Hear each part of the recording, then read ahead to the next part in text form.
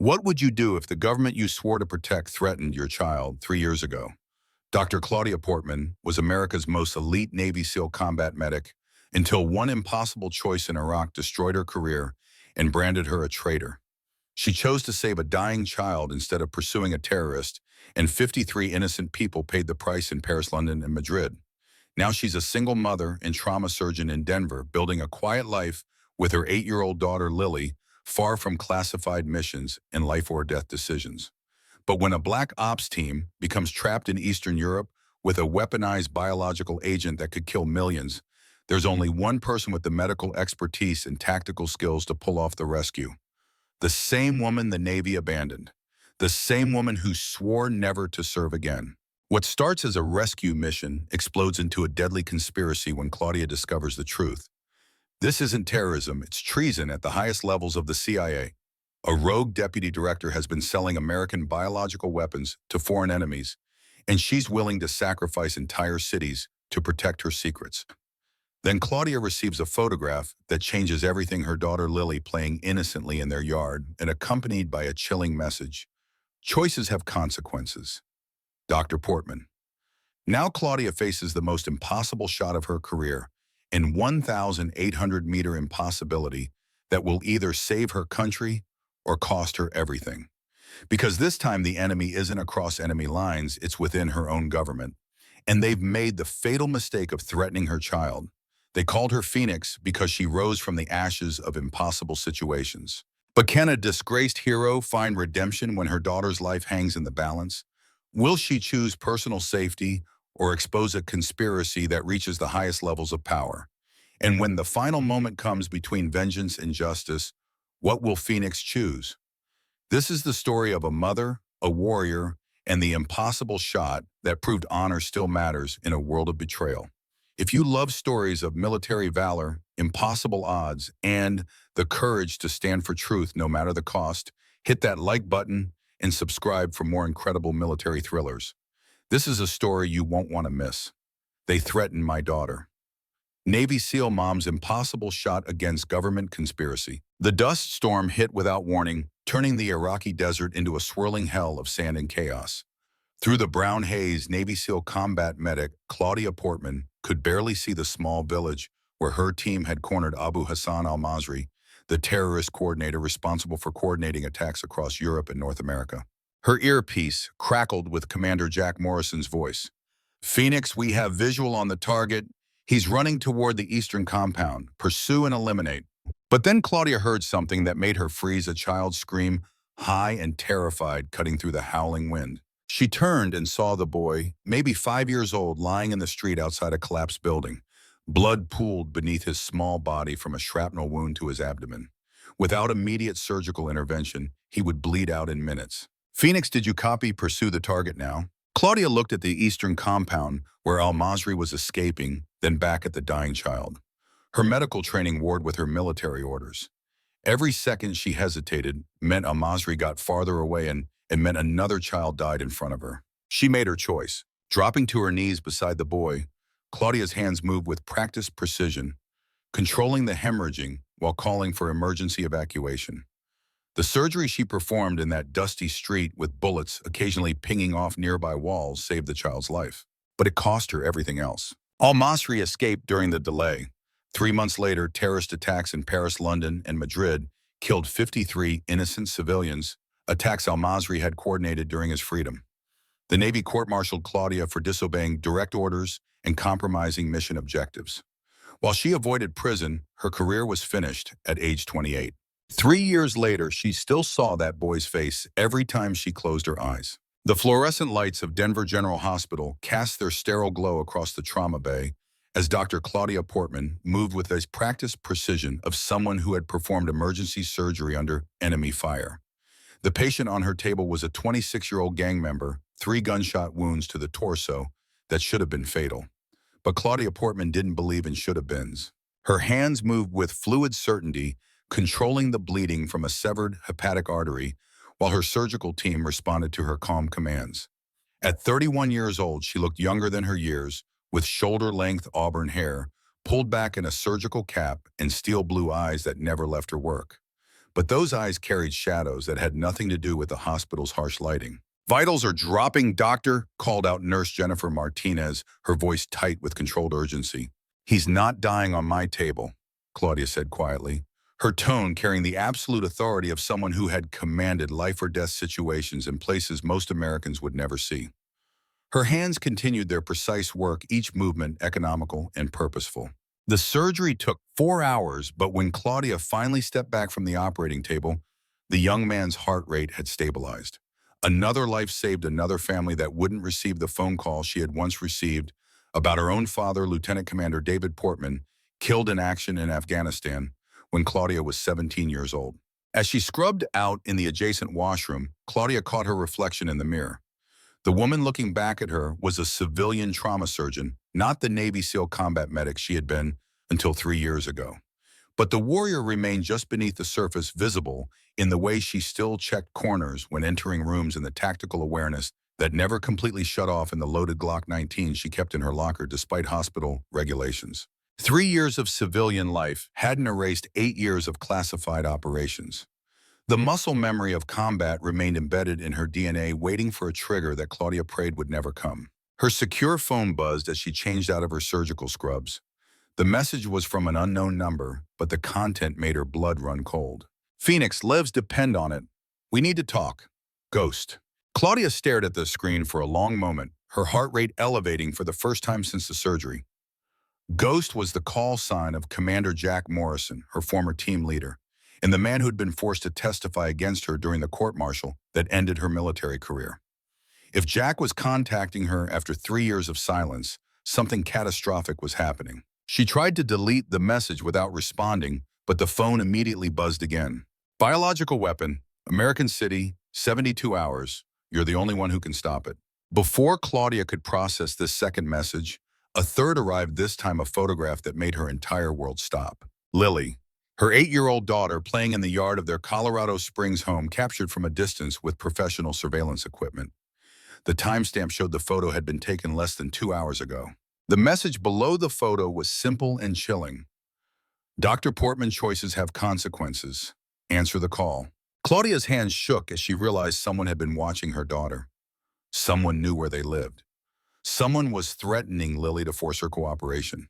The secure phone rang.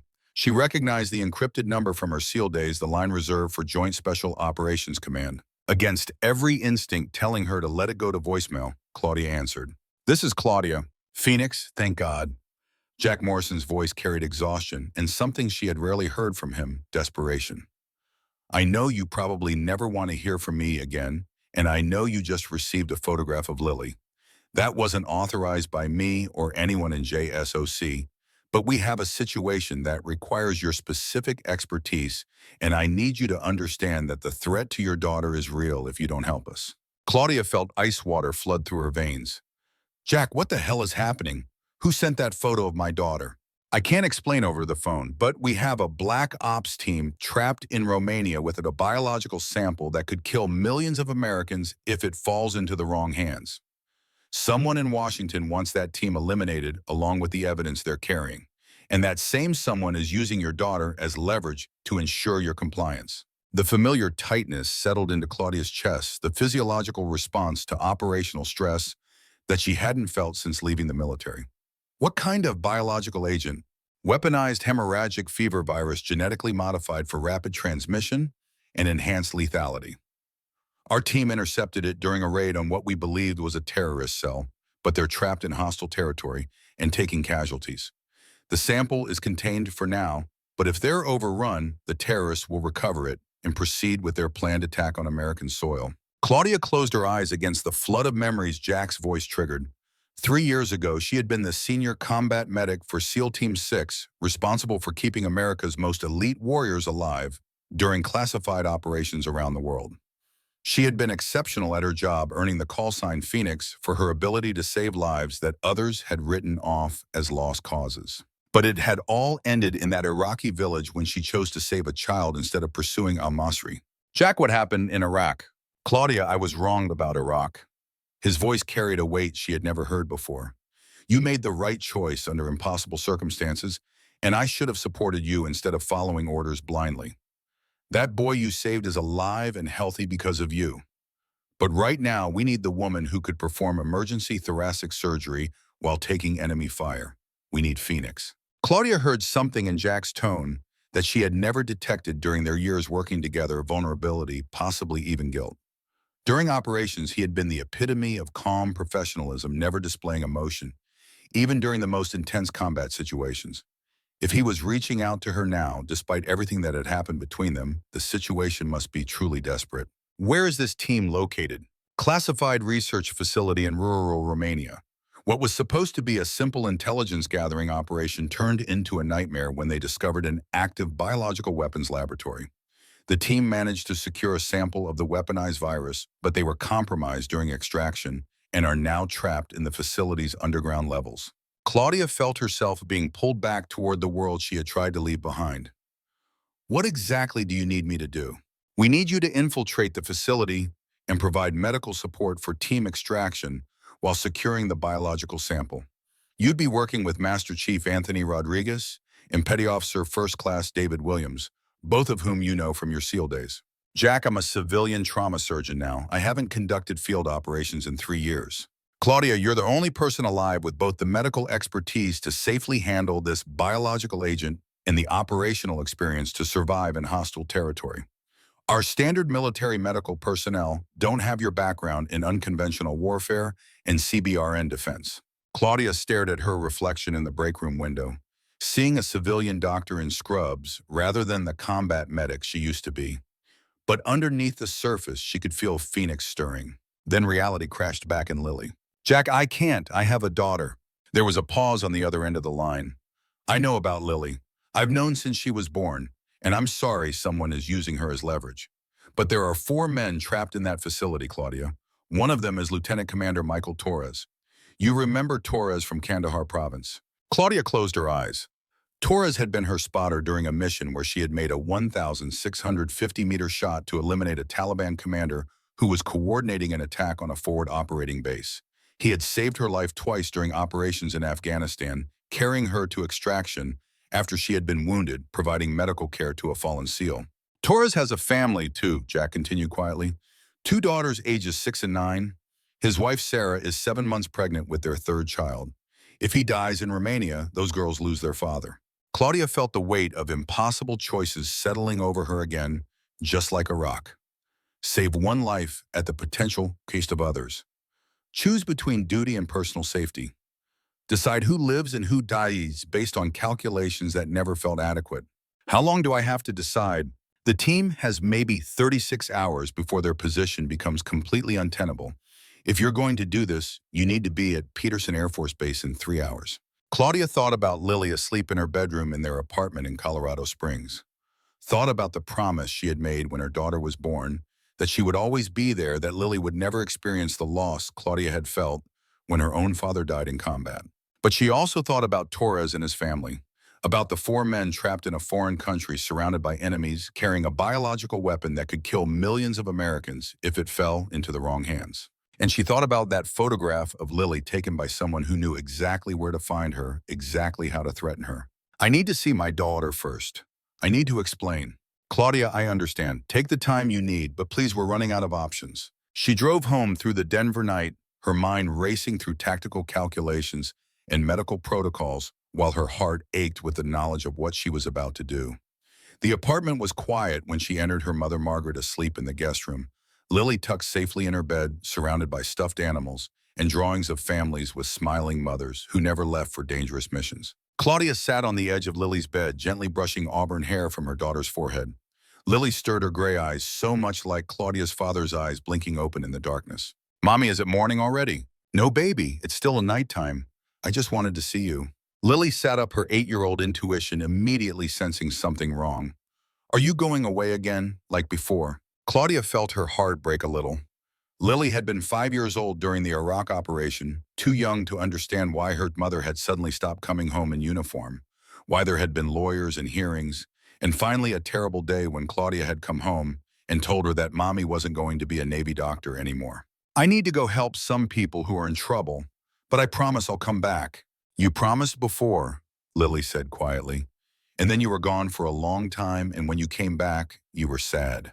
Claudia pulled her daughter close, breathing in the scent of children's shampoo and innocence.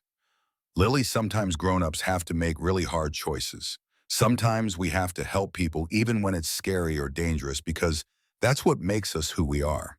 Are the people you're helping bad people? No, baby.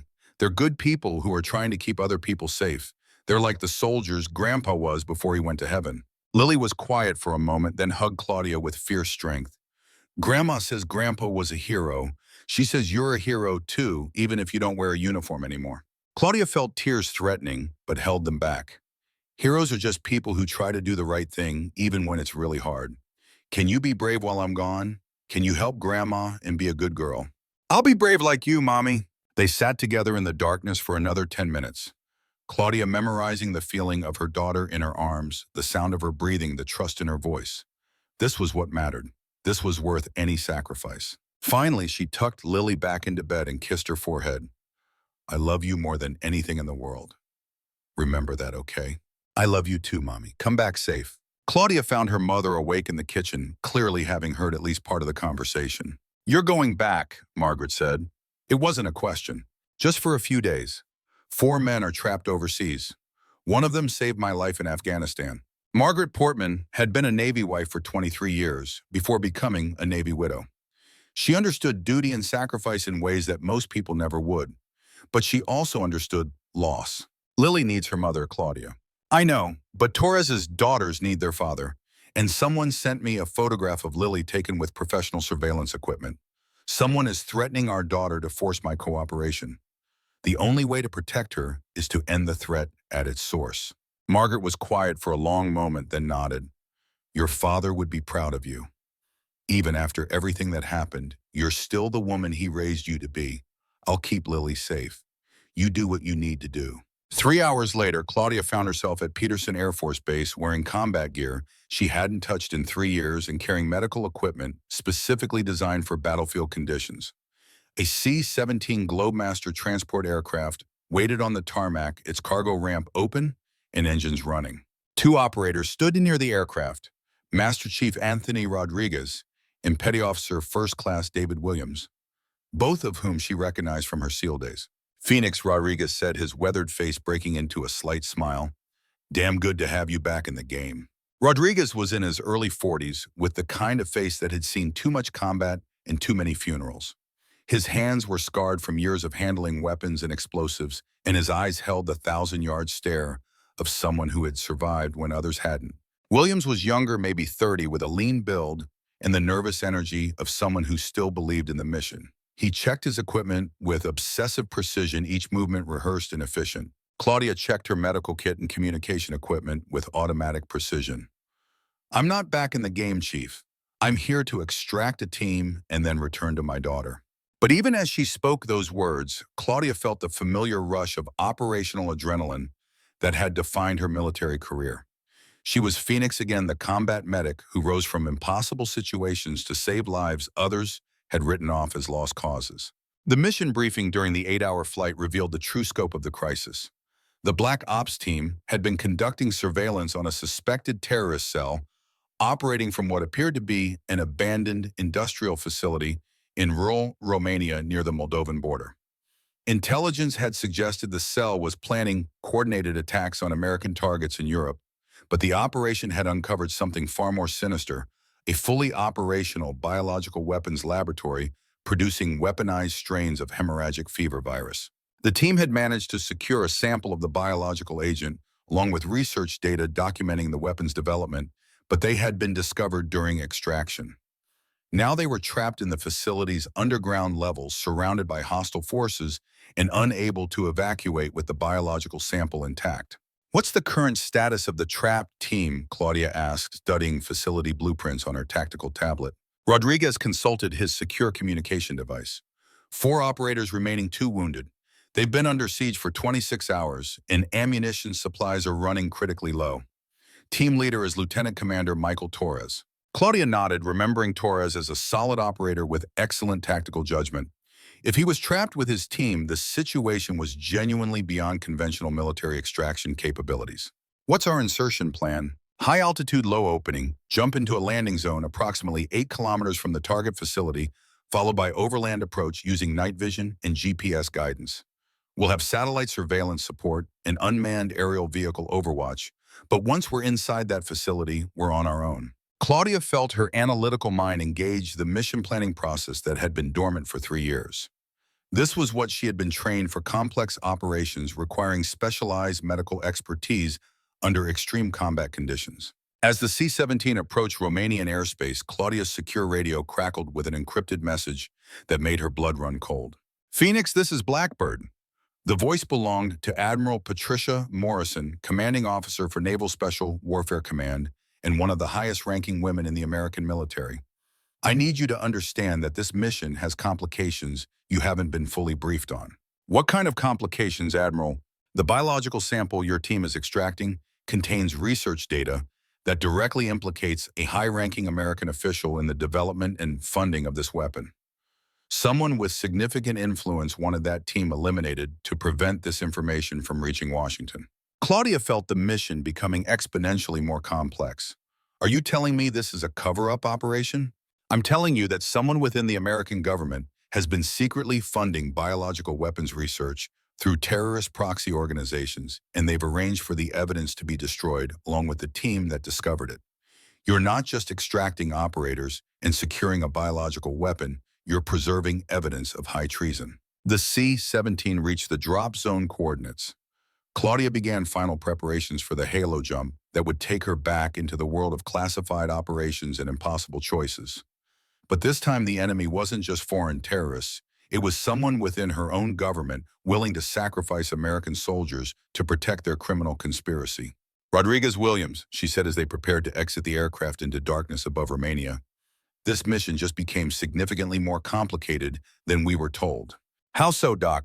"We're not just fighting terrorists. We're fighting a conspiracy that reaches into the highest levels of American government, and someone wants us dead to protect their secrets." The three operators jumped into the night sky above Romania, their parachutes deploying silently as they descended toward a mission that would test everything they had learned about loyalty duty and the true cost of protecting American lives from those who would betray their trust. Claudia felt Phoenix awakening fully for the first time in 3 years, ready to prove that some choices were worth any sacrifice. But as she descended through the darkness, her thoughts were with Lily and the promise she had made to come home safely. The Romanian countryside stretched endlessly below them as Claudia, Rodriguez, and Williams descended through darkness at 12,000 feet, their black parachutes invisible against the moonless sky.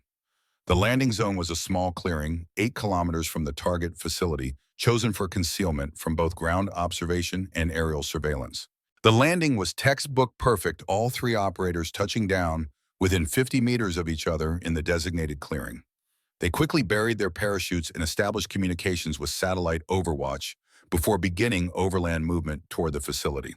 The terrain was challenging: dense forest broken by rocky outcroppings and steep ravines that provided cover but slowed progress significantly. "Phoenix, this is Overwatch," came the voice of their tactical coordinator through encrypted communication. "Thermal imaging shows approximately 20 hostile personnel surrounding the facility, with additional heat signatures and vehicles positioned at potential escape routes. Your team is still alive in underground levels, but their situation is deteriorating rapidly." Claudia adjusted her night vision goggles and checked GPS coordinates on her tactical display. "Understood, Overwatch. Status of the biological sample: still secure in team possession, contained in specialized transport case designed for hazardous materials. However, if the team is overrun, hostiles will have access to enough weaponized virus to contaminate water supplies in multiple major American cities." The three operators moved through forest with silent efficiency, using hand signals and predetermined routes to avoid detection. Claudia carried her standard combat medical kit along with specialized equipment for handling biological hazards, including portable containment units and chemical neutralization agents that could destroy the weaponized virus if necessary. After 2 hours of careful movement through difficult terrain, they reached an observation position overlooking the target facility. What Claudia saw through surveillance equipment made her blood run cold. The facility was not the abandoned industrial complex described in their briefing. Instead, it was a modern research installation with multiple buildings, sophisticated security systems, and infrastructure suggesting significant financial backing. More disturbing was the collection of vehicles in the parking area, black SUVs with diplomatic plates and military vehicles that appeared to be American surplus. Rodriguez, are you seeing this? Claudia whispered into her communication device. Yeah, Doc. This doesn't look like any terrorist hideout I've ever seen. This looks like a legitimate government research facility. Williams was studying the facility through high-powered surveillance optics. Phoenix, I'm counting at least 40 personnel equipped with military-grade weapons and tactical gear. This is way beyond the capabilities of a standard terrorist cell. Claudia felt suspicion coiling in her gut as she realized their mission briefing had been deliberately misleading. Overwatch, this is Phoenix. Facility does not match the intelligence we were provided. Request clarification on the true nature of this operation. There was a long pause before response came, and when it did, the voice was different, older, more authoritative. Phoenix, this is Control. Your mission parameters remain unchanged. Extract the team and secure the biological sample. Do not deviate from assigned objectives. Something in the tone triggered Claudia's operational instincts. During her years with SEAL Team 6, she had learned to trust her intuition about when situations were not what they appeared to be. Control, I need clarification on the nature of this facility and the identity of personnel we're engaging. Phoenix, you are not authorized to request that information. Proceed with your assigned mission. Claudia made a decision that would have significant consequences. Instead of immediately moving to the facility, she activated her emergency communication protocol and attempted to contact Admiral Morrison directly. Blackbird, this is Phoenix. I need immediate clarification on our mission parameters. The response came quickly, Admiral Morrison's voice tight with tension. Phoenix, maintain radio silence and proceed with extreme caution. There are elements of this operation that have been compromised from the highest levels. What kind of compromise, Admiral? Someone in Washington has been using this facility to conduct illegal biological weapons research, and they've arranged for your team to be eliminated to prevent exposure of their involvement.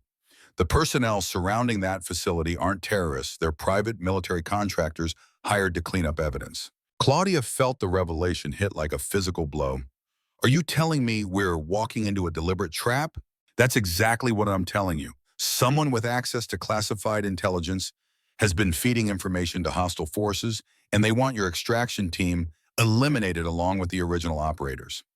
The biological sample contains research data that would expose a conspiracy reaching into the highest levels of the CIA. Rodriguez had been monitoring the conversation through their shared communication network. Doc, if this is a setup, we need to abort and get out immediately. But Claudia was thinking about 4 SEAL operators trapped in the facility's underground levels, surrounded by hostile forces and running out of ammunition. She thought about Torres and his pregnant wife Sarah, about his 2 daughters who would grow up without their father if she abandoned this mission now. Negative, Chief. We don't leave our people behind regardless of the politics involved. She made another decision that would define the rest of the mission.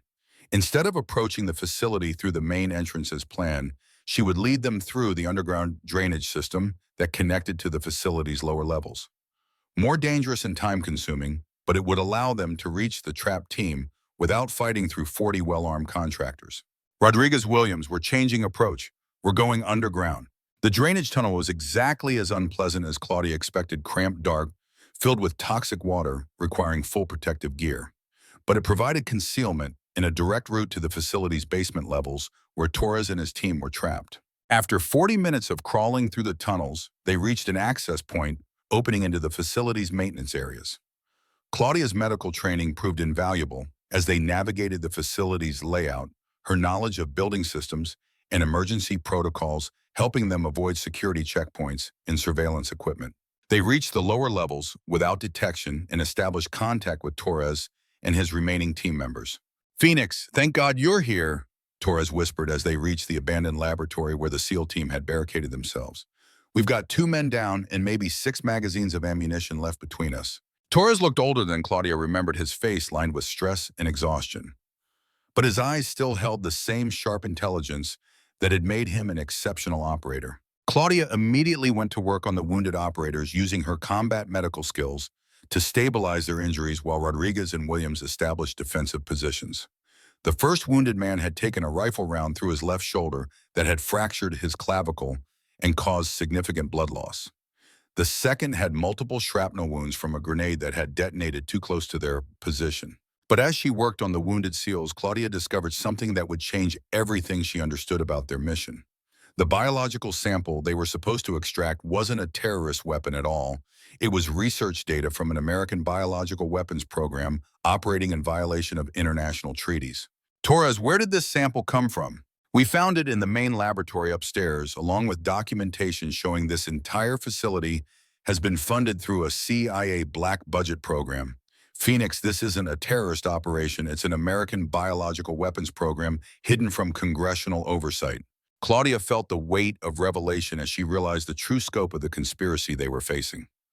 Someone in American government had been conducting illegal biological weapons research, and when it was discovered by Torres and his team, they had arranged for the evidence to be destroyed, along with everyone who had seen it. Her secure phone vibrated with an incoming message. The screen showed another photograph that made her heart stop. Lily, this time inside their Colorado Springs home, photographed through a window. The timestamp showed the photo had been taken within the last hour. The message below the photo was simple and terrifying. Dr. Portman, your cooperation determines whether Lily wakes up tomorrow morning. Destroy the evidence and come home to your daughter. Claudia stared at the image of Lily sleeping peacefully in her bed, unaware that her mother was 8,000 miles away making decisions that could determine whether she would ever see her child again. The threat was clear and immediate: cooperate with the cover-up, or Lily would pay the ultimate price. Phoenix, this is Control, came the voice through their communication system. What is your status? Instead of responding, Claudia made a decision that would mark the point of no return. She activated her emergency beacon and sent a coded message directly to Admiral Morrison. Blackbird, this is Phoenix. The biological sample contains evidence of American government involvement in illegal weapons research. Request immediate extraction and protection for this evidence. Also advise my daughter has been photographed inside our home and threatened with imminent harm. Repeat, family member in immediate danger. The response came not from Admiral Morrison, but from a voice Claudia didn't recognize, cold female, and carrying absolute authority. Dr. Portman, this is Deputy Director Patricia Hayes, CIA. You and your team are to destroy the biological sample and eliminate all evidence of this operation. That is a direct order from the highest levels of government. As for your daughter, her safety depends entirely on your cooperation. We have assets in Colorado Springs who can reach her long before local law enforcement responds to any emergency call. Claudia felt everything click into place as she realized the identity of the person behind the conspiracy.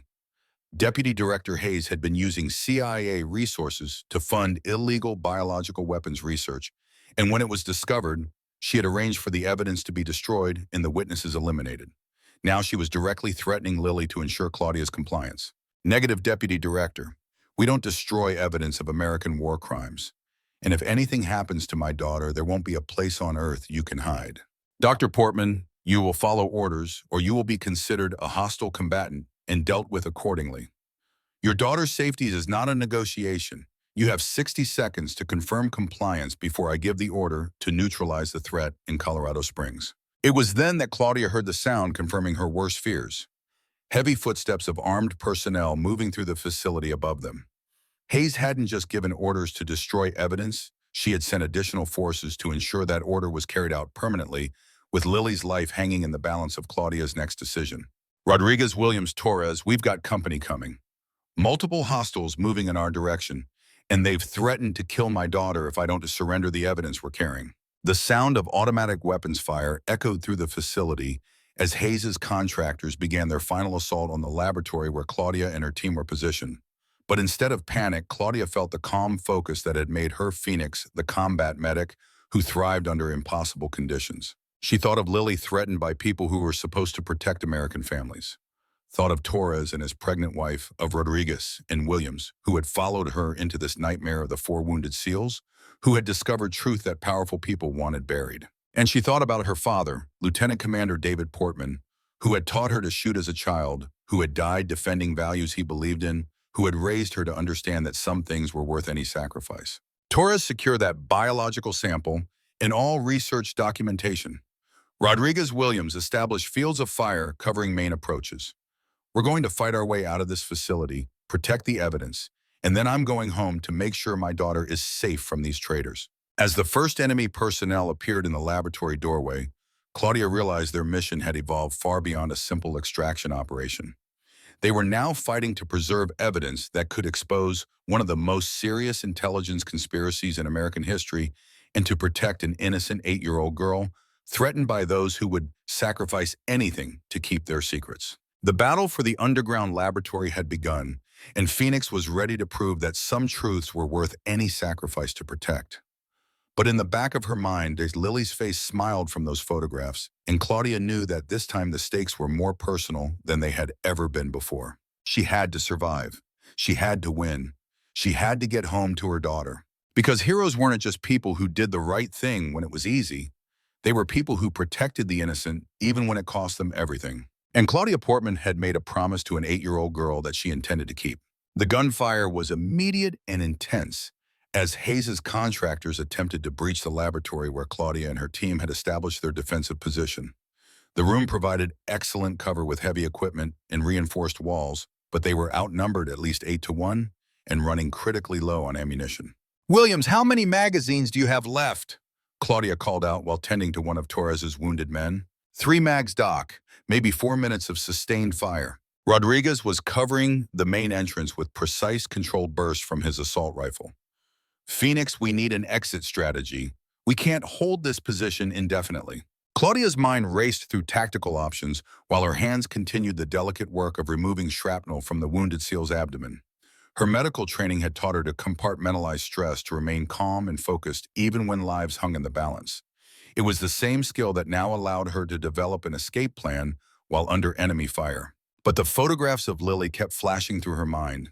Her daughter photographed in their yard, photographed sleeping in her bed, targeted by people who operated with the full resources of the CIA behind them. "Torres, is there another way out of this level?" "There's an emergency exit that leads to the facility's power plant, but it's heavily monitored and probably covered by their people." Claudia made a decision that demonstrated why she had earned her reputation as one of the most innovative combat medics in SEAL team history. Instead of trying to fight their way out conventionally, she would use the facility's own systems against Hayes's forces. "Rodriguez, I need you to provide covering fire while I access the facility's environmental controls. If I can flood this level with inert gas from the laboratory's safety systems, it will force them to retreat and give us time to move." "Doc, that's crazy enough. It might actually work." Claudia moved across the laboratory under cover of Rodriguez's suppressing fire, reaching the environmental control panel that regulated air circulation and emergency systems throughout the facility. Her knowledge of medical facility operations gained through years of working in military hospitals and research installations allowed her to quickly identify the controls for the emergency gas suppression system. "Everyone prepare for emergency evacuation. In 60 seconds, this entire level is going to be flooded with carbon dioxide." She activated the emergency protocol that would trigger a facility-wide evacuation alarm while flooding the lower levels with inert gas designed to suppress chemical fires. The system would force Hayes's contractors to evacuate while providing Claudia and her team with the cover they needed to escape. The alarm began blaring throughout the facility as the emergency gas system activated, and within minutes they could hear the sounds of Hayes' forces retreating to higher levels. Claudia quickly gathered her medical equipment while Torres secured the biological sample and research documentation. "Phoenix, this is Overwatch," came the voice through their communication system. "We're showing massive thermal signatures evacuating the facility. What is your status?" "This is Phoenix. We've got the package and we're moving to extraction.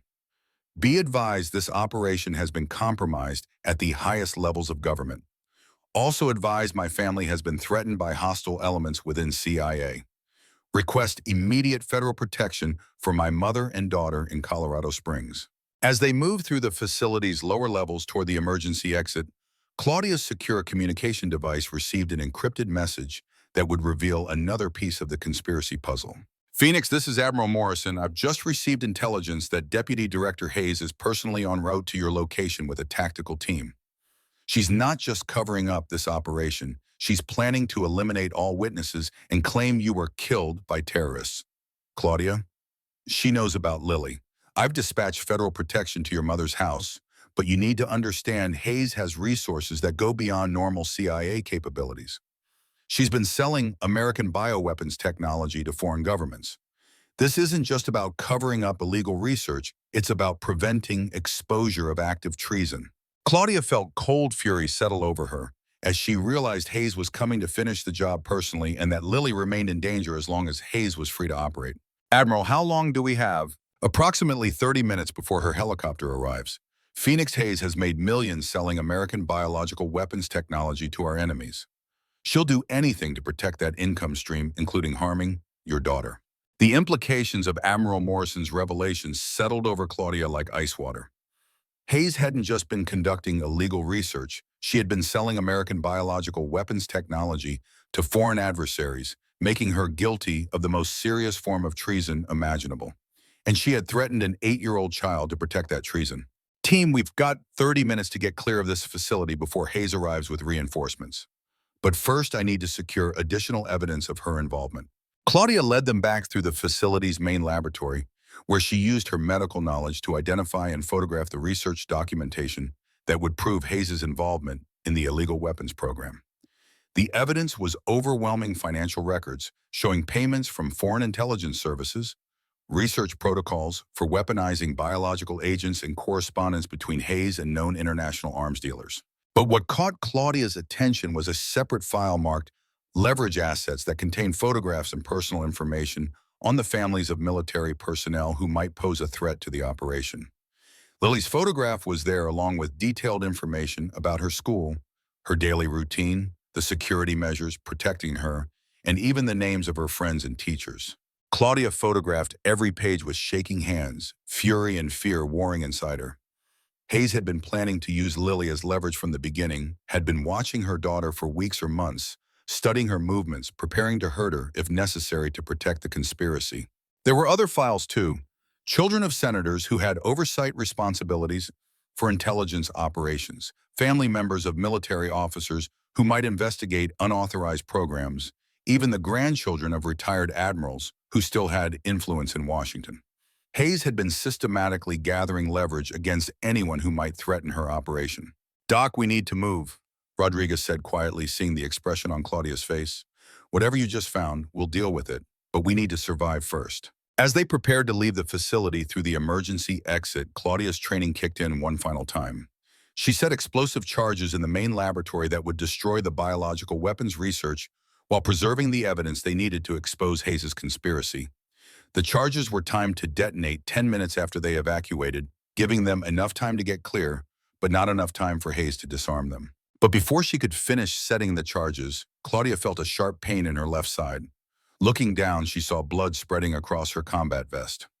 One of the contractor's bullets had found its mark during the earlier firefight, and she hadn't noticed in the adrenaline rush of combat. "Phoenix is hit," Williams said urgently. "Doc, how bad is it?" Claudia assessed the wound with clinical detachment. The bullet had entered below her rib cage on the left side, likely missing major organs, but causing significant internal bleeding. Without immediate treatment, she would be in serious trouble within the hour. Superficial. She lied, already planning how to treat herself once they were clear of the facility. "Keep moving."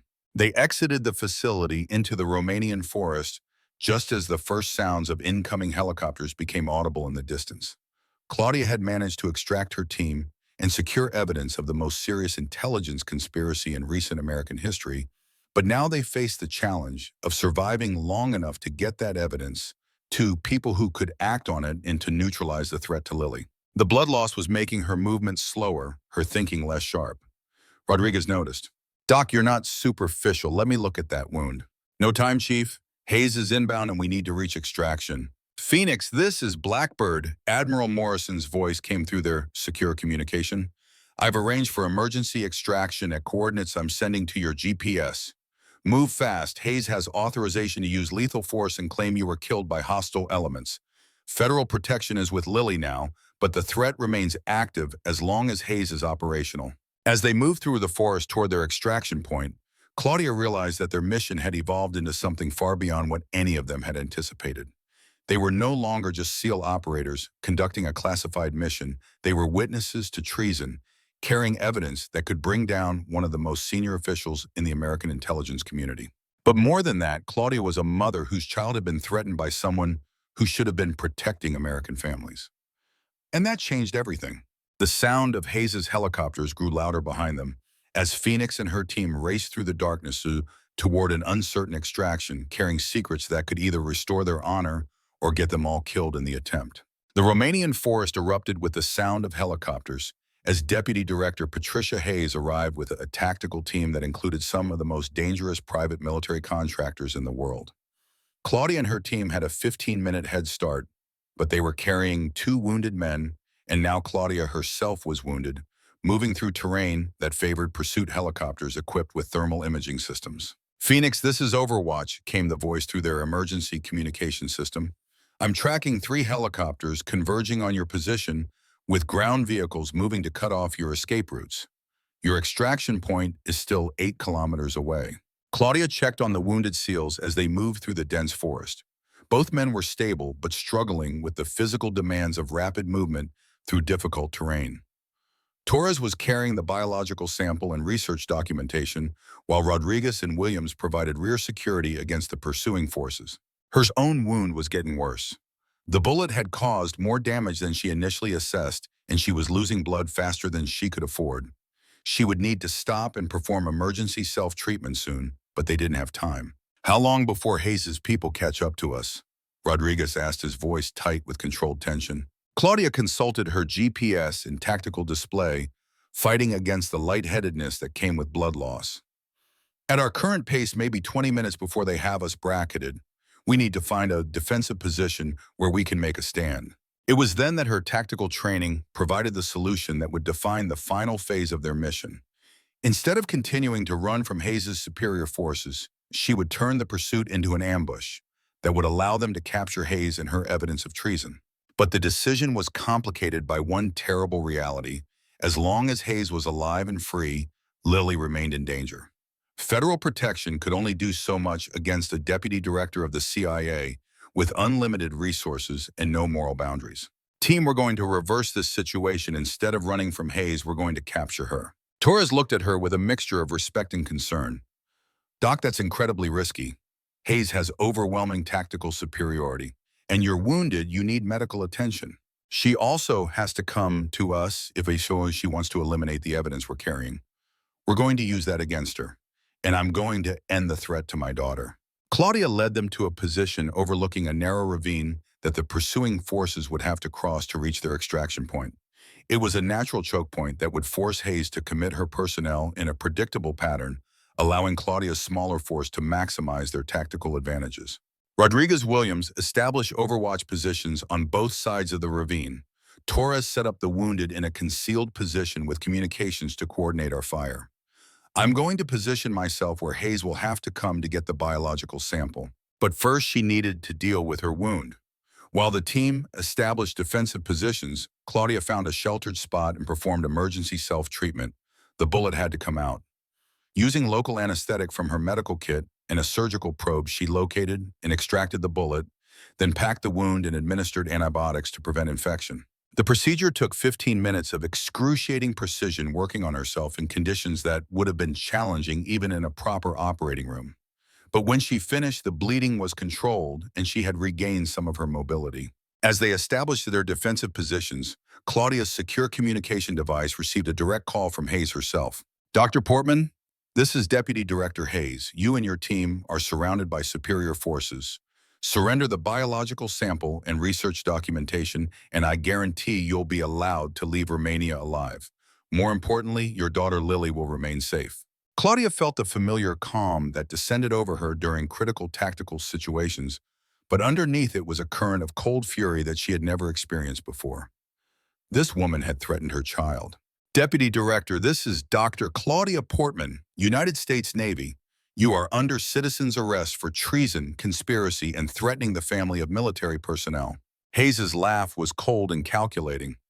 "Dr. Portman, you're a disgraced former naval officer with no authority to arrest anyone. You're about to become a casualty of a terrorist attack that will be reported as a heroic but failed rescue attempt.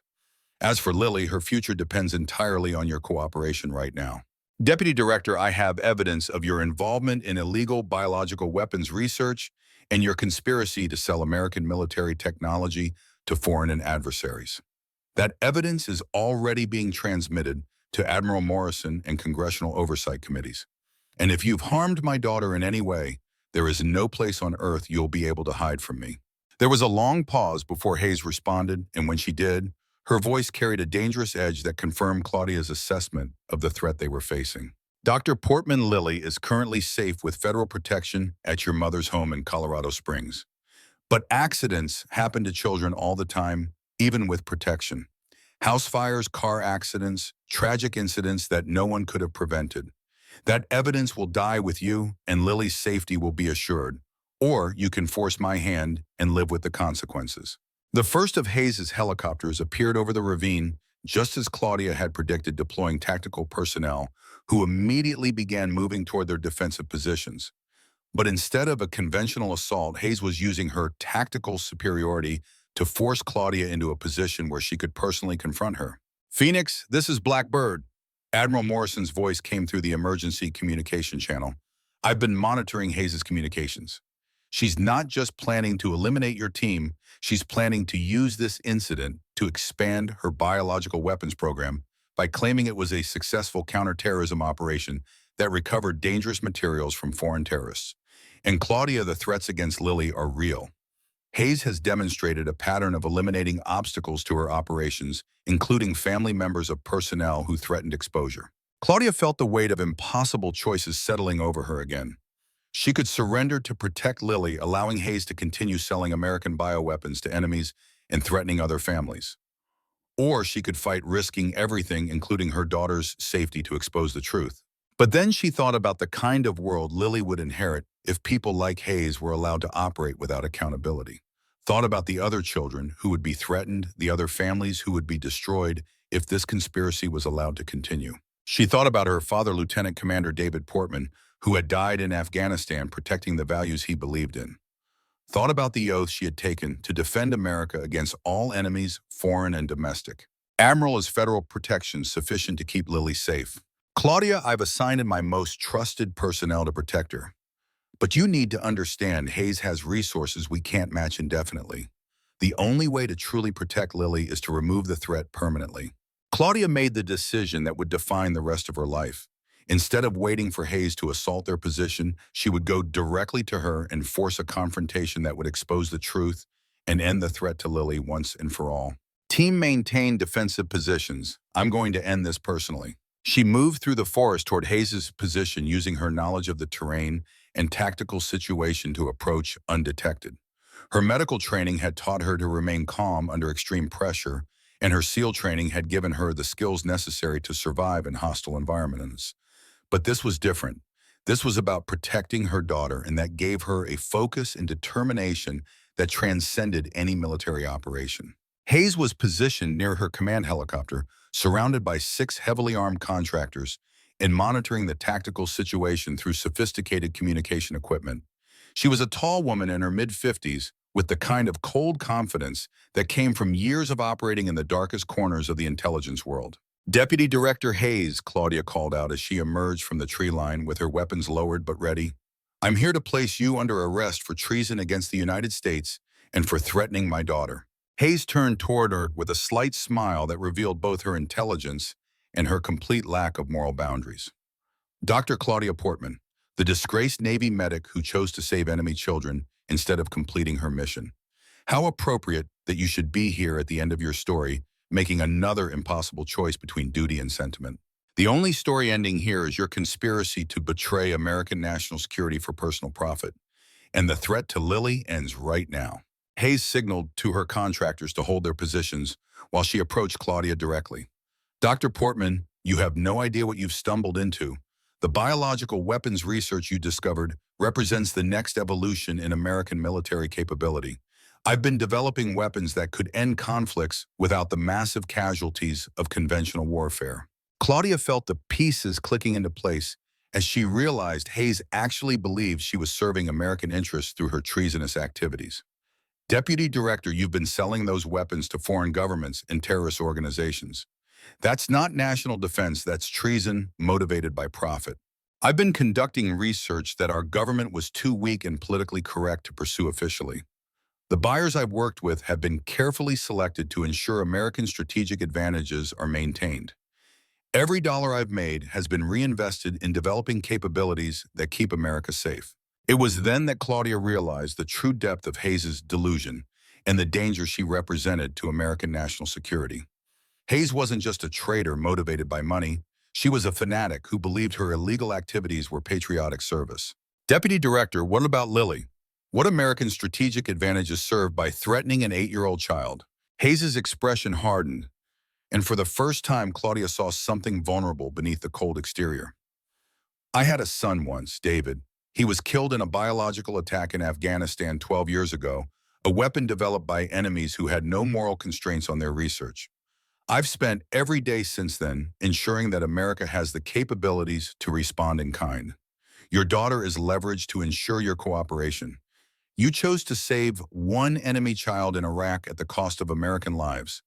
I'm offering you the chance to save your own child by making the right choice this time. Surrender the evidence, and Lily lives a long, happy life. Force my hand, and she becomes another tragic casualty of your poor judgment. The revelation about Hayes' son explained everything: the obsession with biological weapons, the twisted logic that justified selling to America's enemies, the willingness to threaten children. Hayes was driven by grief and revenge, unable to see that she had become exactly the kind of monster she claimed to be fighting against. I'm sorry about David, Claudia said quietly, but threatening my daughter won't bring your son back. And selling weapons to our enemies won't make America safer. You're not honoring David's memory, you're betraying everything he died for. Hayes' face twisted with rage. Don't you dare speak about my son. You know nothing about sacrifice. You abandoned your duty to save enemy children. You're weak. I'm a mother protecting her daughter from someone who's forgotten what we're supposed to be fighting for. And I won't let you threaten Lily or any other child ever again. The confrontation that followed was swift and decisive. Claudia used her SEAL training to close the distance while avoiding lethal force, subduing Hayes with techniques designed to restrain without killing. The contractors moved to intervene, but Hayes triggered an emergency protocol that would have devastating consequences. All units Phoenix has gone rogue and is attempting to steal classified biological weapons. Eliminate all personnel in the operational area, and activate the Colorado Springs contingency. Remove the obstacle at the Portman residence. The sound of automatic weapons fire erupted throughout the forest as Hayes' contractors moved to eliminate Claudia's team. But Rodriguez, Williams, and Torres were ready for the assault, using their defensive positions to devastating effect against the attacking forces. Claudia heard Hayes' order about the Colorado Springs contingency and felt ice-cold terror flood through her. Hayes had just ordered an attack on Lily. Phoenix, this is Rodriguez. We've got them pinned down, but we need you to end this quickly. And Doc, I just intercepted communications about a team moving on your daughter's location. Claudia subdued Hayes, using non-lethal force, securing both her and the evidence needed to prove the full scope of her treasonous conspiracy. But as she prepared to evacuate with her prisoner and the biological weapons evidence, she received a communication that made her heart stop. Mommy! Lily's voice came through Claudia's secure phone, small and frightened. Mommy, there are bad men outside Grandma's house. The police are here, but Grandma is scared. When are you coming home? Claudia's hands shook as she realized Hayes had arranged for the attack to happen, while Lily was on the phone ensuring that Claudia would hear her daughter's fear. Baby, listen to me very carefully. Stay inside with Grandma and do exactly what the police tell you to do. Mommy is coming home very soon and everything is going to be okay. The police say we might have to leave. I don't want to leave, Mommy. I want you. I know, baby. I want you too. But you need to be brave right now, just like we talked about. Can you be brave for me? I'll be brave like you, Mommy. Please come home. The call ended, and Claudia looked down at Hayes with cold fury in her eyes. If anything happens to my daughter, I will spend the rest of my life making sure you pay for it in ways you can't imagine. Hayes smiled despite being restrained.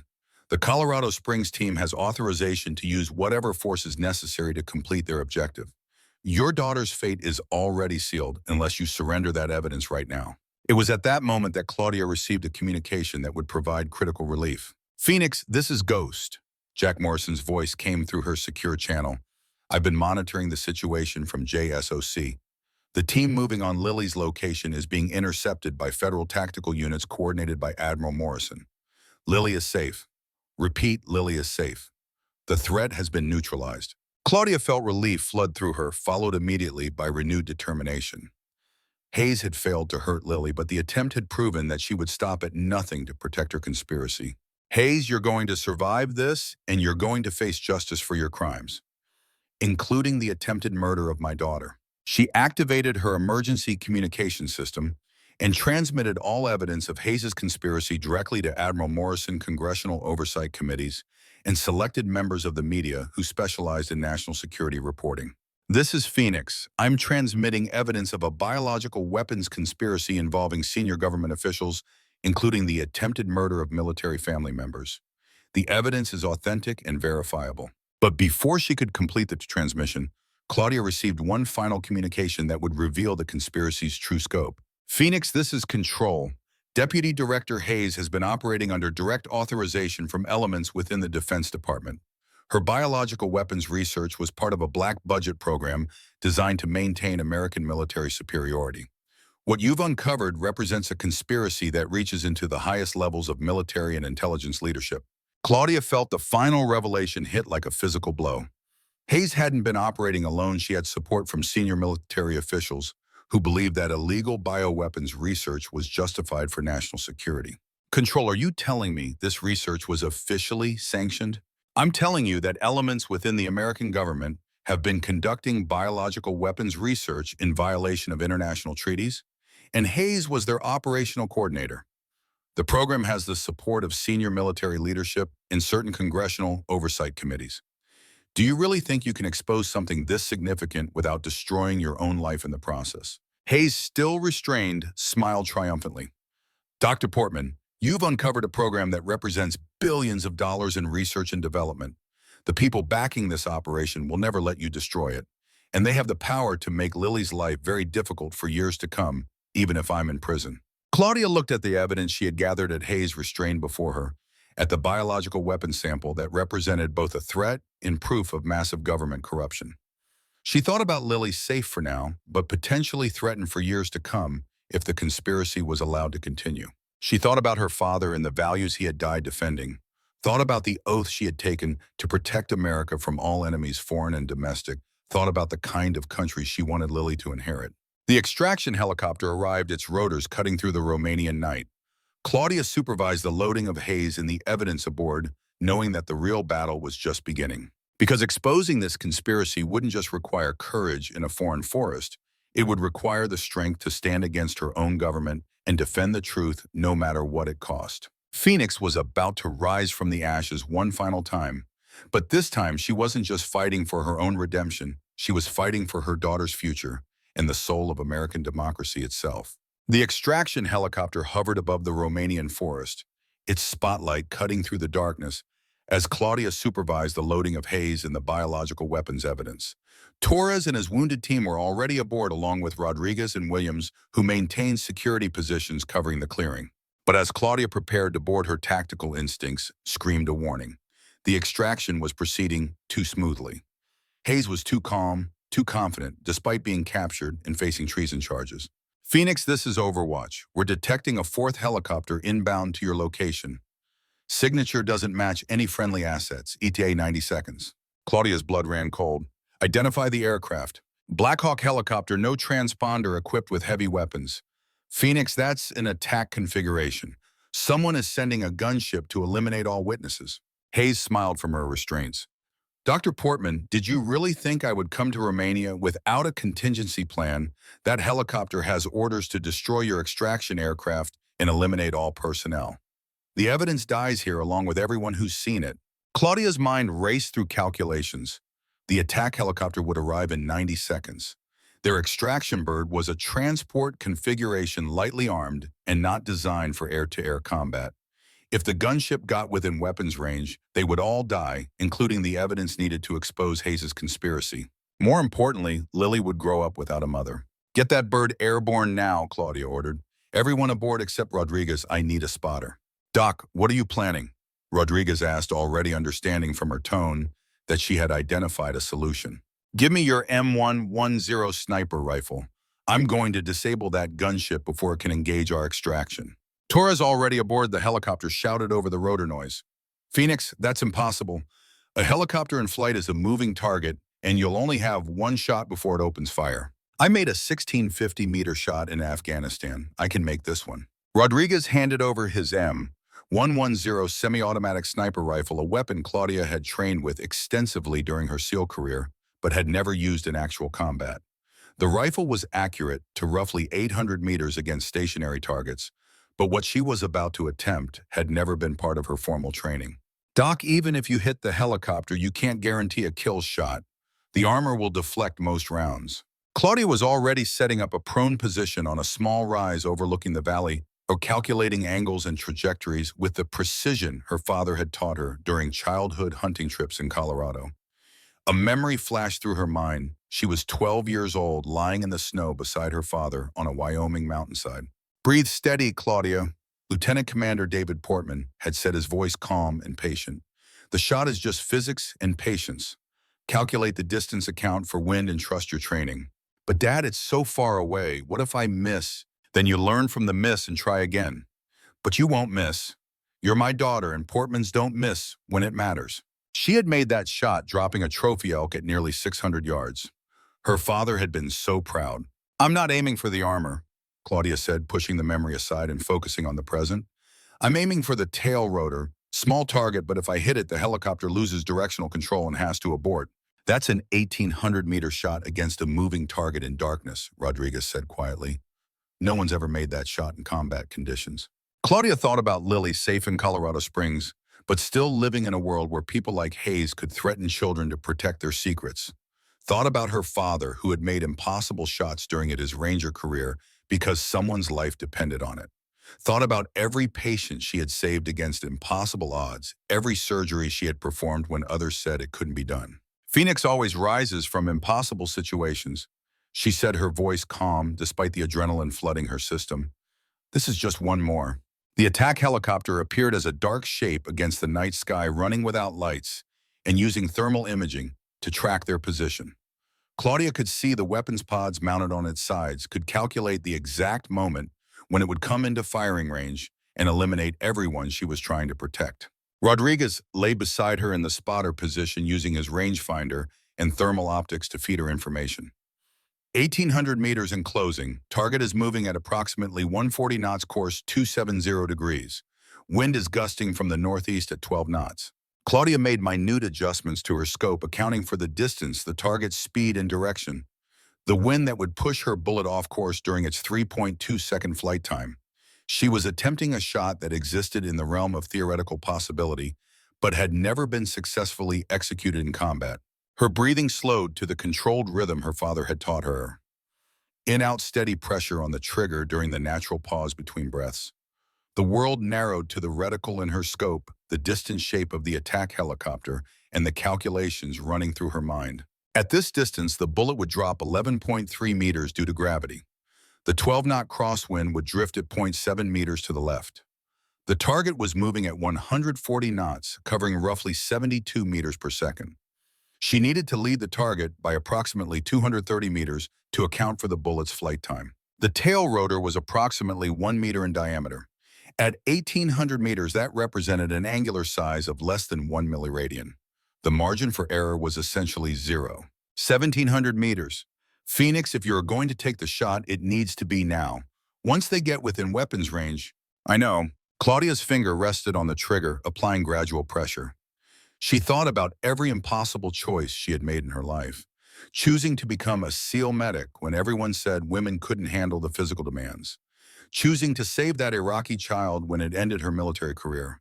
Choosing to come to Romania to save Torres when she could have stayed safe with Lily. Every impossible choice had led to this moment. She thought about Lily's voice on the phone, small and frightened, but trying to be brave. Thought about the promise she had made to always come home. Thought about the kind of mother she wanted to be, not just someone who protected her daughter from immediate threats, but someone who built a world where children didn't have to live in fear of corrupt officials who operated above the law. 1,600 meters, Phoenix. Claudia squeezed the trigger. The M110 bucked against her shoulder, the suppressed report barely audible over the sound of the extraction helicopter's rotors. For 3.2 seconds, the bullet flew through the Romanian night, crossing 1,600 meters of darkness, while dropping 11.3 meters due to gravity and drifting 0.7 meters due to wind. Claudia didn't breathe. Didn't move, just watched through her scope as the impossible shot either succeeded or failed. The bullet struck the attack helicopter's tail rotor at the precise point where the drive shaft connected to the rotor assembly.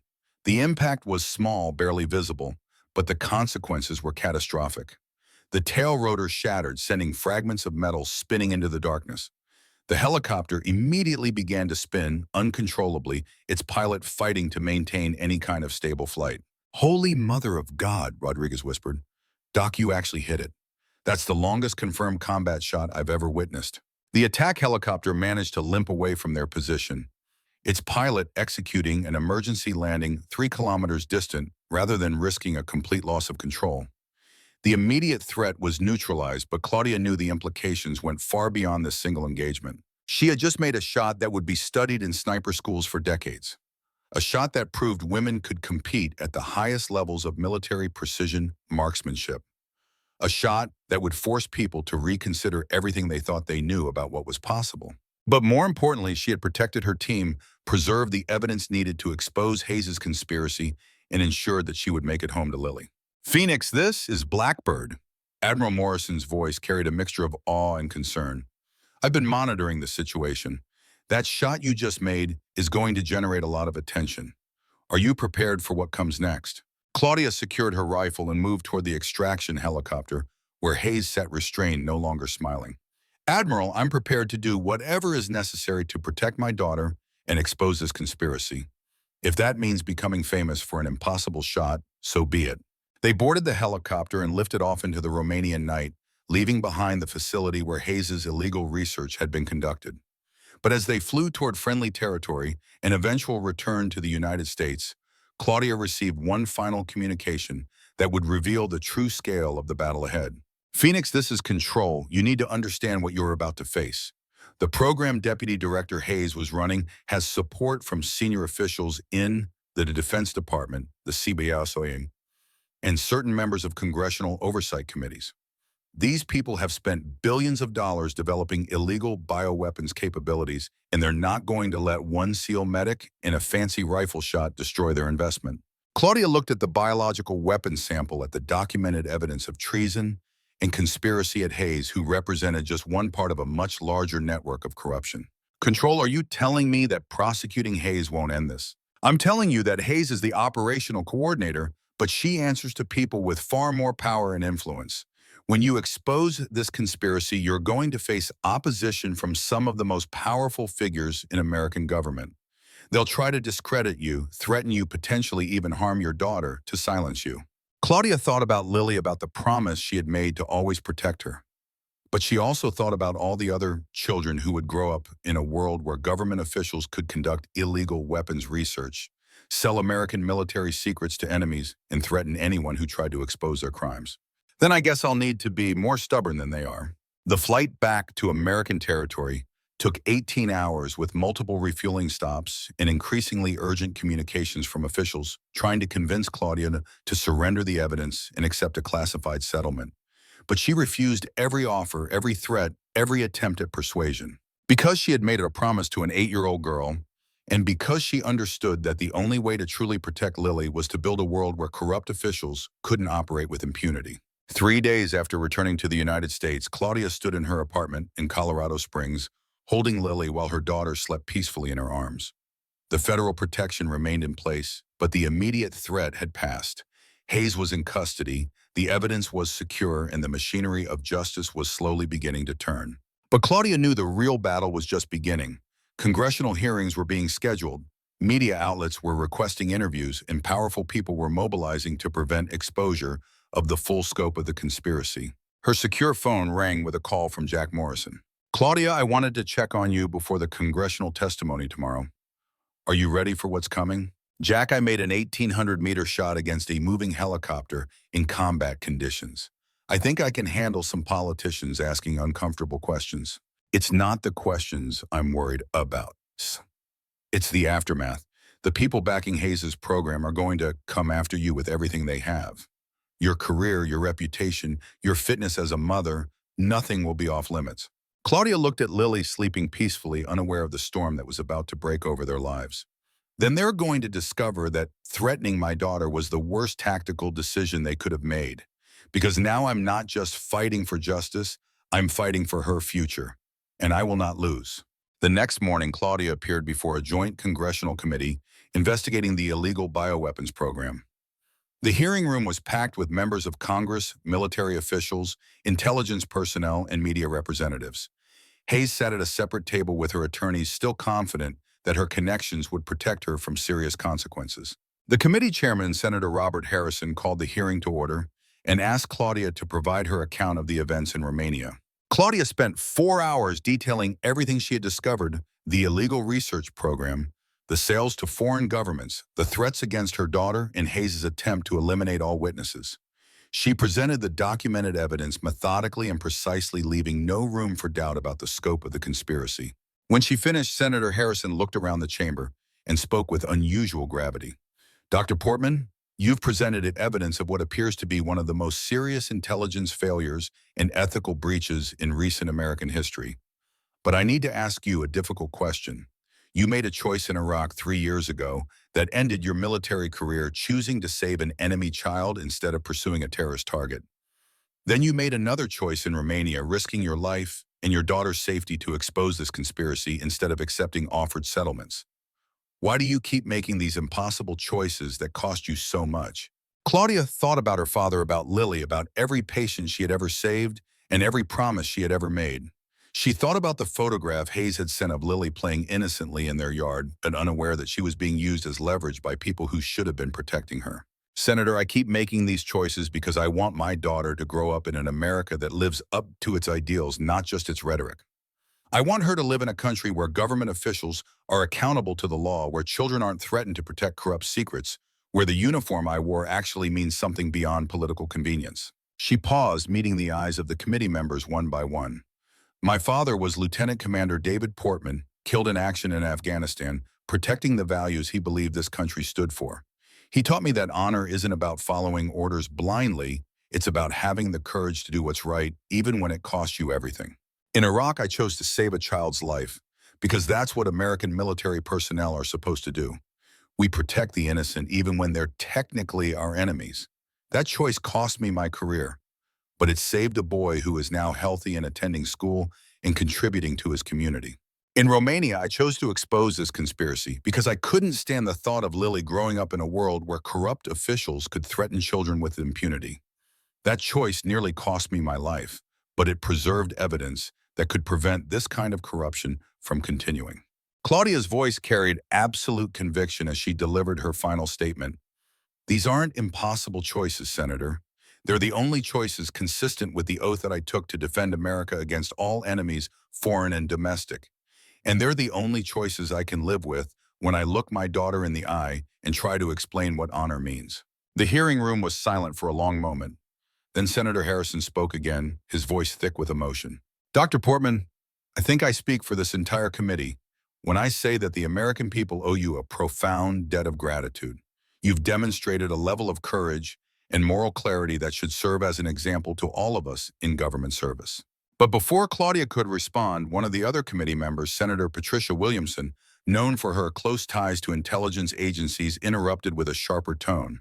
Dr. Portman, while your actions may seem heroic from one perspective, you've also compromised ongoing intelligence operations and potentially damaged American national security capabilities.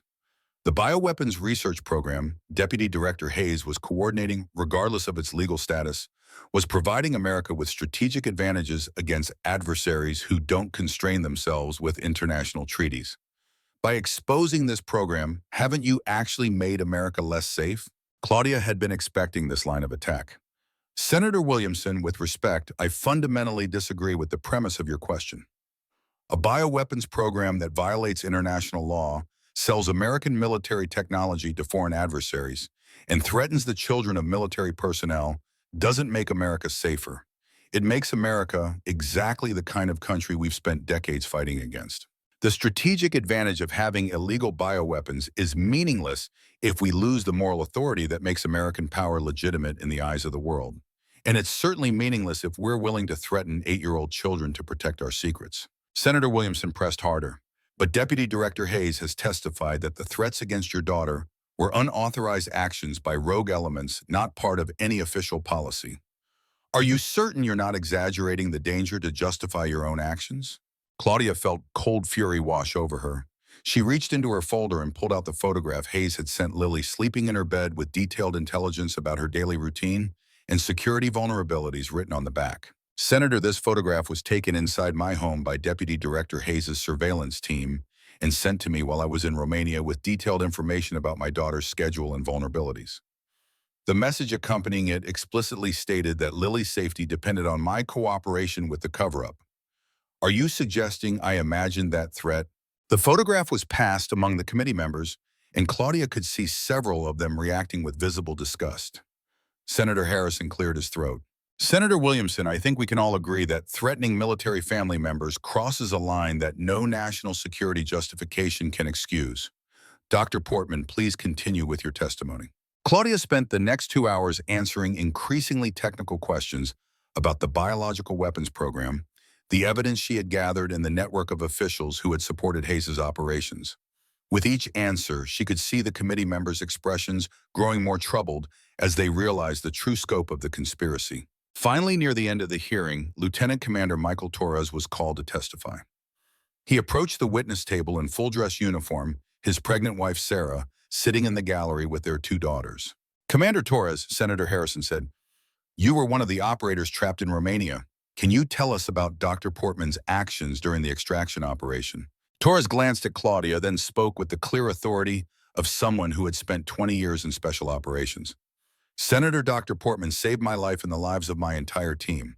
She infiltrated a hostile facility under enemy fire, treated our wounded under combat conditions, and then made tactical decisions that allowed us to escape with critical evidence of a major conspiracy. But what stands out most isn't her medical skills or tactical expertise. It's the choice she made under impossible circumstances. She was offered settlements, threatened with retaliation, and told that her daughter would be harmed if she didn't cooperate with the cover-up. Most people would have surrendered. Dr. Portman fought back. Torres's voice grew stronger, and then when we were about to be eliminated by an attack helicopter, she made an 1,800-meter shot against a moving target in darkness to disable that aircraft. I've been a SEAL for 20 years, and I've never seen anything like it. That shot saved all of our lives and ensured this evidence reached Congress. He looked directly at Senator Williamson. Senator, you asked whether Dr. Portman made America less safe. I'm here to tell you that she did the opposite. She exposed corruption that was making us weaker, not stronger. She proved that we can't protect our values by abandoning them. And she did it all while protecting the daughter that corrupt officials threatened to harm. The hearing room erupted in applause from the gallery where military families and veterans had filled every available seat. Senator Harrison allowed it to continue for a moment before calling for order. Thank you, Commander Torres. Your testimony has been invaluable. As Torres returned to his seat, a congressional aide approached Senator Harrison and handed him an envelope. The senator opened it, read the contents, and then looked at Claudia with an expression of surprise. Dr. Portman, I've just received a letter that was delivered to this committee this morning. It's from Iraq, and it's addressed to you. With your permission, I'd like to read it aloud. Claudia felt her heart skip a beat, knowing somehow what the letter contained. Yes, Senator. Senator Harrison cleared his throat and began to read. Dear Dr. Portman, my name is Ahmed Hassan. You saved my life 3 years ago in a village outside Baghdad when I was wounded during military operations. I was 5 years old then, and I would have died without your help. I wanted you to know that I am healthy and attending school. I am studying medicine because I want to help people the way you helped me. My teachers say I am a good student. My mother told me that you lost your job because you chose to save me instead of chasing the bad men. I am sorry that happened, but I want you to know that your choice mattered. I am alive because you are a good doctor and a good person. I heard that you are testifying before the American Congress about important things. I wanted the senators to know that when you saved my life, you also saved my family. My mother would have lost her only child. My future wife and children would never have existed. All of the patients I will someday help as a doctor would have suffered. Thank you for saving my life. I hope someday I can save lives too and honor the choice you made. With gratitude, Ahmed Hassan. The hearing room was completely silent as Senator Harrison finished reading. Several committee members were visibly emotional, and Claudia felt tears running down her face. Dr. Portman, Senator Harrison said quietly, I think this letter answers any questions about whether your choices in Iraq or Romania were justified. You didn't just save one child, you saved all the lives that child will touch. You didn't just expose one conspiracy, you defended the values that make America worth protecting. The hearing concluded with a standing ovation from the entire chamber. Though Claudia noticed that Senator Williamson and several others remained seated, their expressions hostile. The battle wasn't over. Powerful people had been exposed, and they would fight back with every resource at their disposal. But as Claudia left the hearing room and embraced Lily, who had been watching from the gallery with her grandmother Margaret, she felt a sense of peace that had eluded her since Iraq. She had made the right choice again, despite the cost. She had protected her daughter by building a better world, not just by hiding from threats. 6 months later, Claudia was back in surgery at Denver General Hospital, saving lives and teaching the next generation of trauma surgeons. Deputy Director Patricia Hayes had been sentenced to life in prison without parole for treason, conspiracy, and attempted murder. The illegal bioweapons program had been permanently shut down, and new oversight protocols had been established to prevent similar abuses. But the case had also generated unexpected consequences. Claudia's 1,800-meter shot against the attack helicopter had been declassified and was now being studied at every major military training facility in the country. She had become a symbol of what was possible when skill, courage, and necessity converged, in a powerful argument against those who claimed women couldn't compete at the highest levels of military precision marksmanship. The Navy had offered to reinstate her commission with promotion to full commander and assignment to a senior position in Naval Special Warfare Medical Operations. She had declined, choosing instead to continue as a civilian trauma surgeon while consulting on bioweapons defense issues. It allowed her to be present for Lily while still contributing to national security in a meaningful way. On a quiet Saturday morning, Claudia was home with Lily when they received a special delivery package. Inside was a framed photograph of Ahmed Hassan, now 8 years old, standing in front of his school in Iraq, wearing a white coat and holding a stethoscope. A note was attached. "Dr. Portman, I am learning to be a doctor like you. Thank you for teaching me that saving lives is the most important thing. Ahmed." Claudia showed Lily the photograph, and together they hung it on the wall next to a picture of Lieutenant Commander David Portman in his Army Ranger uniform. "Mommy, is he the boy you saved in Iraq?" "Yes, baby, that's Ahmed. He's studying to be a doctor now."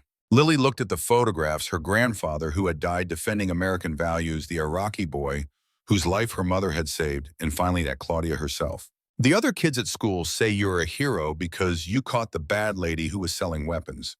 But I think you're a hero because you saved Ahmed too, and because you came home to me."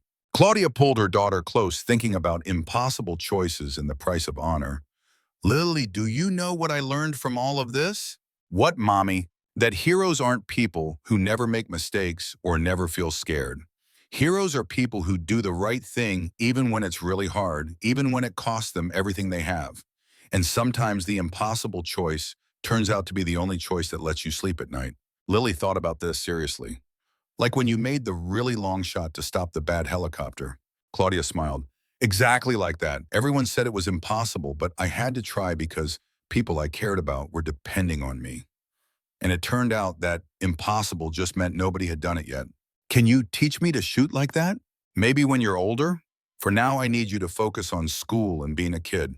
Let Mommy handle the impossible shots for a while longer." They sat together in comfortable silence, mother and daughter, while sunlight streamed through the windows of their Colorado Springs apartment. Outside, federal protection had finally been reduced to periodic checks rather than constant surveillance. Hayes was in prison, the conspiracy was exposed, and new safeguards were in place. But Claudia knew that the battle for integrity in government would never truly end. There would always be people who believed that national security justified abandoning principals, who thought that threatening children was acceptable collateral damage, who confused power with righteousness. The difference now was that there was a precedent. A Navy SEAL combat medic had stood against the most powerful intelligence officials in the country and won. She had proven that individual courage could change history when guided by moral clarity. She had shown that the impossible was just another word for what nobody had accomplished yet. And most importantly, she had demonstrated that the most important battles weren't always fought with weapons. Sometimes they were fought with the simple courage to tell the truth regardless of the cost. Her phone buzzed with a message from Jack Morrison. "Claudia, there's a new generation of SEAL medics asking about Phoenix. They want to know how you made that shot. What should I tell them?" Claudia typed her response carefully. "Tell them it wasn't about the shot. It was about protecting the people who couldn't protect themselves. Tell them that honor matters more than orders. And tell them that impossible just means nobody's tried hard enough yet. She set down her phone and looked at Lily, who had picked up one of her medical textbooks and was studying the diagrams with serious concentration. Mommy, what's this word? That's hemorrhage, baby. It means bleeding. And you know how to stop it. Yes, I do. That's what doctors learn: how to stop the bleeding, how to save lives, how to fix things that seem broken. Claudia Portman had risen from the ashes. She had made the impossible shot when it mattered most. She had exposed corruption and protected the innocent and built a better world for the next generation. But sitting in the Colorado sunlight with her daughter studying medicine, she understood that her greatest achievement wasn't the 1,800-meter shot or the congressional testimony or even exposing the Hayes conspiracy. Her greatest achievement was being Lily's mother. Teaching her daughter through actions rather than words that honor still mattered in a world that often seemed to have forgotten what the word meant. Phoenix had risen. America was safer for her sacrifice.